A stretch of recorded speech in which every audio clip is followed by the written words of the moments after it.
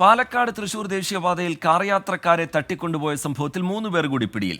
എരുമപ്പെട്ടി സ്വദേശി സിനീഷ്, പട്ടാമ്പി സ്വദേശി സജീഷ്, കുന്നംകുളം സ്വദേശി ഷിബു സിംഗ് എന്നിവരാണ് പിടിയിലായത്. പണം ലക്ഷ്യമിട്ടാണ് പ്രതികൾ വാഹനം ഉൾപ്പെടെ തട്ടിക്കൊണ്ടുപോയത് എന്നാണ് പോലീസ് പറയുന്നത്.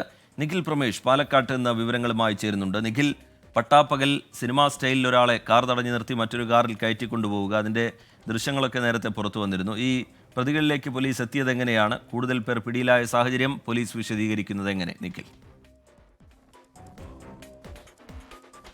ശ്രീജിത്ത്, വടക്കഞ്ചേരി പോലീസ് കൂടുതൽ CCTV ദൃശ്യങ്ങളടക്കം പരിശോധിച്ചുകൊണ്ടാണ് ഈ പ്രതികളിലേക്ക് എത്തിച്ചേരുന്ന സാഹചര്യം ഉണ്ടായത്. ഈ സംഭവവുമായി ബന്ധപ്പെട്ട് ഇതുവരെ 6 പേരാണ് അറസ്റ്റിലായത്. ആകെ 10 പേർ ഈ സംഘത്തിൽ ഉൾപ്പെട്ടിട്ടുണ്ട് എന്നുള്ളതാണ് നമുക്ക് മനസ്സിലാക്കാൻ കഴിയുന്നത്.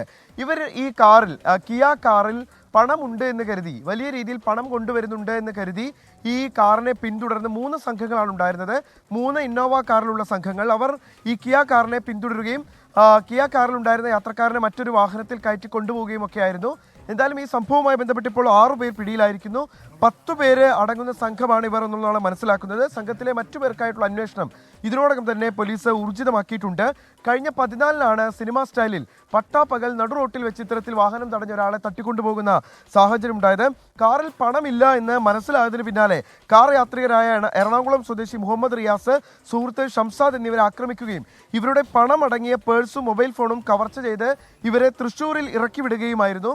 എന്തായാലും ഈ സംഭവവുമായി ബന്ധപ്പെട്ടാണ് ഇപ്പോൾ 6 പേർ ആകെ പിടിയിലായിരിക്കുന്നത്. മറ്റ് 4 പേർക്ക് വേണ്ടിയുള്ള അന്വേഷണം വടക്കഞ്ചേരി പോലീസ് ഊർജിതമാക്കിയിട്ടുമുണ്ട്. ശരി, 6 പേർ ഇതുവരെ പിടിയിലായിട്ടുണ്ട്. 4 പേർ കൂടി ഇനി വലയിലാവാനുണ്ട് എന്നാണ് പോലീസ് വിശദീകരിക്കുന്നത്.